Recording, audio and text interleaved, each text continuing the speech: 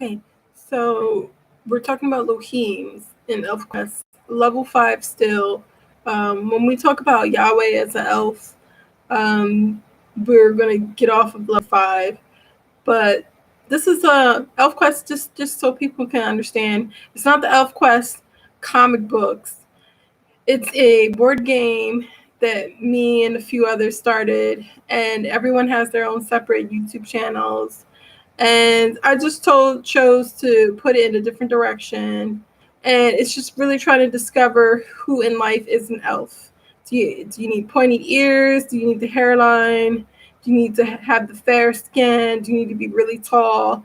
These are all good attributes of elves. Some are really small, some are really tiny.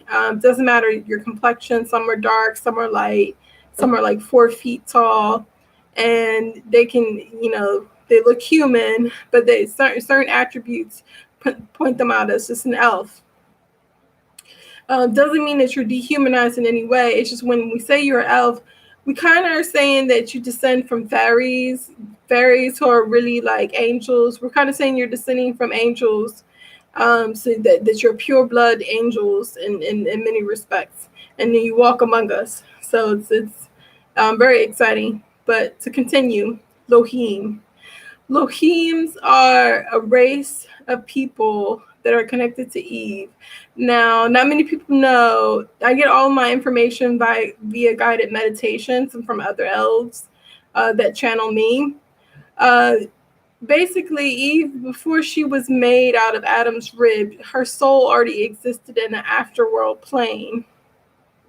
Those who like to read comic books and are familiar with like afterworld planes and Sheol and what they call the underworld, they'll be fascinated more about this, to know that Eve had already existed. She had blonde hair, green eyes. Before then, her hair was a little bit more on the ginger side. It was blonde, but it was kind of more like orange yellow, and she had green eyes, and she looked like a magpie. Magpies look like people who belong on the world Saturn, but she doesn't belong on the world Saturn. She just kind of looked like she could belong to a different world. Magpie meaning she had like chubby cheeks. She was pretty tall, like maybe 5'10", and she had like chubby cheeks, like as if she made bread a lot. She lived her own life here before she was called from the Lord to be with Adam. And her people had red hair and green eyes. And in a sense, they're saying that Eve was already an angel. So her people are a type of angelic people. If we're saying that. Yeah, and we're saying that, and we're also saying that they're elves. They're a type of angelic people before she was called to be a divine human, before she was remade, before she was called from the Lord to be with Adam, his first creation. Because we say that because they say that angels have already existed. Angels have come from the Lord. Angels are emanations of the Lord. So his technical first creation would be Adam. And they don't consider like the animals. It's interesting. They don't consider the animals to be his first creation. It's just like something that's inside the Lord that he brings out, and they're emanations. Like they're just parts of the Lord's character. So they're saying that Adam is the first creation by Yahweh, the top elf. Yahweh Avery, the top elf. But in any case, she was an angel, and she was called to the Lord to be with his first creation. But Lohim, her race is called Lohims, Lohim, meaning they don't need Elohim doctrine. They don't need any official anything to pass any laws. Because normally when you're elf, you have to have Elohim diction. You have to be smart. You have to like have some approval, some power from the Lord. You have to develop that in order for things to happen here for you. And they don't have that. They have Lohim, meaning like before everything. They can just write it within their whim and get things done. someone asked me, how did she become naked? Because she always had clothes on. Well, she became naked when she ate the apple. But some people say she became naked because of her own because of her own mischief of wanting to know things too much, of wanting to learn too well many things that too like she rushed her knowledge, wanting to know too much at a certain interval, and she couldn't handle the knowledge, so it made her naked. So it could have been too much for her to digest, and she didn't have time to label it evil or good knowledge. She was just someone who really did like to read and investigate and find out about things. Because I'm talking about from a standpoint of her being in the underworld. So she existed in two places, in the underworld and also in the Garden of Eden with Adam.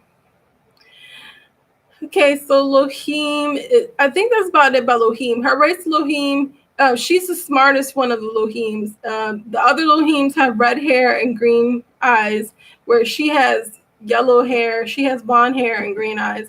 The other people are not as smart as the other people is not as smart as she is. So she gets teased a lot. Lohimi. Because of the people that are with her are not as smart as her. So she would be the prime leader, that she's the smartest of Lohims, to where other angelic races will come to her and want to know, other elves will want to come to her and know where she get her knowledge, or like anything else. They would want to talk to her because elves are very intrigued by knowledge and what people may know about certain things. They would want to converse with her.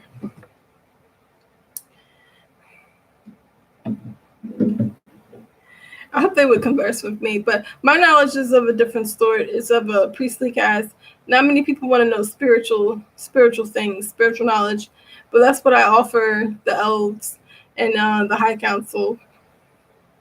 So now I'm going to talk a little bit about Yahweh. Yahweh, now from my take of Yahweh, he's a he, but no, he's a he-she. He's the first hermaphrodite elf. He's like 4 feet tall. He's a little like black girl. He got like divine yin skin. His skin is very smooth and black and beautiful, and his hair is straight and cut short. It looks like a mohawk. It looks pretty decent. He has elf ears, and they gave him a name in the underworld called Lord Zeke, Sophia Jupiter Avery, and what that means, it means Yahweh. Y-A-Y crusted into a H, W-E-H. So it would look like Yeha. It would just look like Y. I can write it down for everyone to. It's like a Y encrusted in an H. Okay. So it would be like Yeha.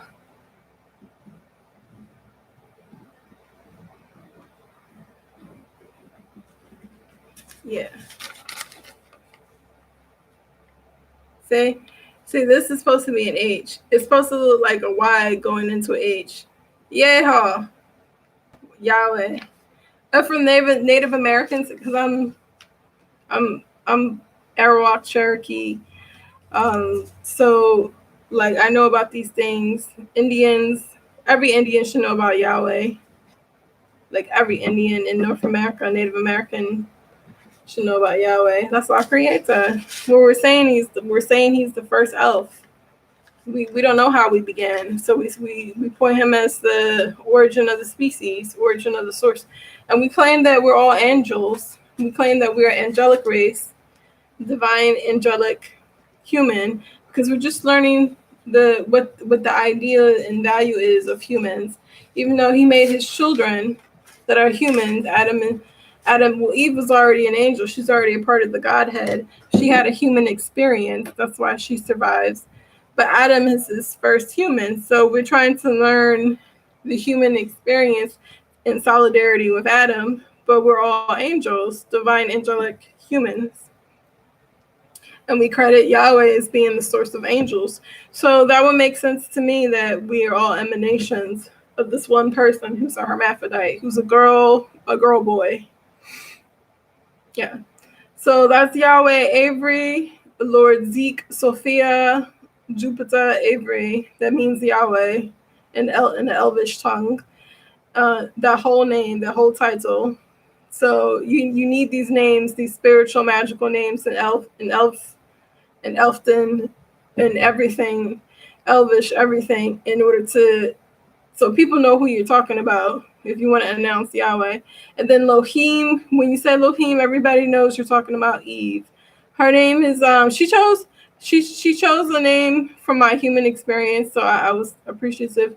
But this is like really her name. Her name is Big Mama Eve Patience Avery, because she values the Southern experience. She values a part of my life. So yeah, that's just how she's referred. Big Mama Eve Patience Avery. So she's the mother of all. So she sees that in a sense of like being a mother, being someone to be counted on. So I like the fact that she chose that. And that's her Elvish name, so no one can get her confused. So that's basically it. I mean, that's level 5. You know who everybody is. And if you want to get the graphic comic book ElfQuest, there is I had raised my cat from birth to death, and he just ran out of air towards the end of life. No one knows why, but he had a natural existence. He's very beautiful. Tahuti Yeshua, Jebe Love Avery. He is the reincarnated soul of one of the elves on the ElfQuest comic book. It's just the one with like white hair, and he's small, and he has like a clever a cleverness about him. But I'll let you see what it looks like. So it was a reincarnated elf that chose me for his experience, for me to raise him. So we lived out blessed years before the end. So I'm happy he lived the natural life. You know, I have him on Facebook. I do his Facebook quotes because I know how he thinks. Like telepathically, I would speak to him. Psychically, I would speak to him. Animals are smart. They do speak. They have communication. So I try to honor his mental.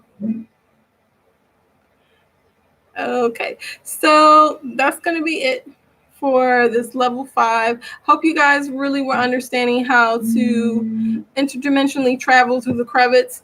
Like, see, there's a line right here in the wall where the light is. Like, people, if you know how to use your mind and become psychic and learn all these things, you can like really sequester your tall, slender light body. Like your whole body would change into a light body, Merkaba code word, and then you would change, and you would just like go forward, and you would disappear into that line of the crack of the wall. So I haven't yet to do that. But what I can do, I can travel in dreams. That's easy for me. I don't know what you have to do to be at that level to just like hone your minds, just like going between the cracks. But I can transport myself in dreams. So far in the dream world, I got that. If you ever watched this show called Once Upon a Time, I got that the actor Lord Hades rules us. That this is not really about acting. Like when you think they're acting, they're really playing themselves. Thus, people find these roles because they want to be more about who they really are inside. They're playing themselves. So all that stuff is real. Fairy tales, magic, myths, you know what I mean? And just they're using the cathode ray, the TV as an occultic. Like our computer, our TV, all this is an occult. They're using the cathode ray array. They're using it to like tell you who they are as a person, so they can gain entry into your mind and soul, so they can be invited like vampires. So it goes way back to the occult. But for my intel, it says that he's running the place right now. He's running the universe, so to speak. Lord Hades off of Once Upon a Time. You guys can look him up. I think his Mogul name is Gregory Andrews. But it's just a sec. I had a dream about him that he was running things. So this is the extent of my elf. I had a dream that he was running things. I had a dream that he had a twin brother that looked just like him that not many people know about. So this is as far as I got in terms of who's running the show here in this universe. We live on the planet Earth, but actually, if you're getting my signal in my YouTube channel, we're actually on a planet called Osiris. We're at the home of the Egyptians. This is an underworld type of planet. It was made by the angel of death to escape warfare and the fallen in the early days of heaven. This is a planet for Egyptians, for pharaohs, for gods and goddesses. So you can look forward to a lot of humans coming here. Most of us are angels, though. We live here. So yeah, this is the planet of the gods. It's funny. I'm looking for gods to come back. I'm looking for the Egyptians to come back in their flying pyramid saucers, but I haven't seen them. They must be underground. Get it? Like this is the underworld planet. They live underground. They live. And Michael Jackson is one of them. I don't believe Michael Jackson died. I believe he faked his death because that's something he is known from his personality. If you know him, he's good at faking his death. And why not? Like, technically, why not fake your death? Too many people are in your business. You just want to be alone. You want his kids to have a better life. You want his kids to be alone. So that's as far as I got for you guys. Take care.